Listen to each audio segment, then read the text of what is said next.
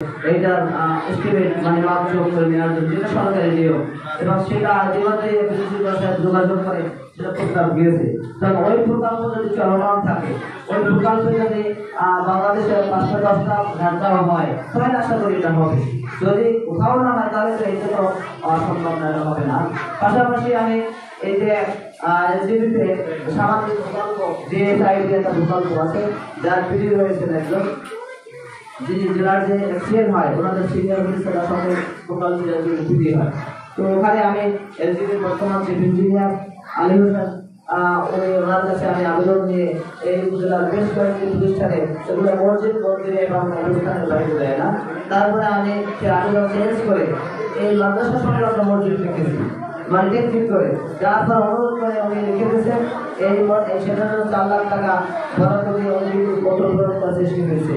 সেই স্টুডেন্ট যদি টাকা থাকে, এটা একটা সমস্যা আছে।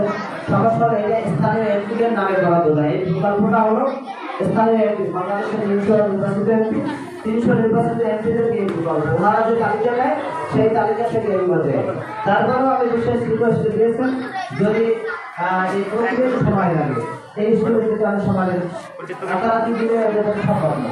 তো এটা শেখার চেষ্টা আছে, যদি এটা হয় তখন আমি ইনশাআল্লাহ পাবে। তো এরকমের আর কি, তো এই চেষ্টা অব্যাহত থাকবে। পাশাপাশি আপনারা আমি দোয়া চাইব এই জন্য জানাবেন শেখার জন্য, এবং বিশেষ করে ওনার এই আমাদের বাড়ি এখানে মানে এই উপজেলার মধ্যে, তো আমাদের তার জন্য দোয়া এবং সহায়তা করতে হলে আমরা তো এই বান্দরবান চিরং দিয়ে করতে পারবো না। আমরা এখানে ভোটার আমরা দোয়া করবো এবং আমাদের চেষ্টায় যা সেটা করবো, যারা শিক্ষার্থী জন্য এবং ওনার মনোনীত প্রার্থী উত্তম সাহেবের জন্য। তার কারণ দেশের সাধারণ এই অঞ্চলে যারা প্রতিনিধিত্ব করেছে, এবং আমি মনে করি এই 300 নৌকমাত্র যে প্রার্থী বাংলাদেশে রয়েছেন 300-র মধ্যে সবচেয়ে জনপ্রিয় এবং সবচেয়ে সাহসী, সবচেয়ে যোগ্যতা সম্পন্ন মানুষ বলে আমি মনে করি।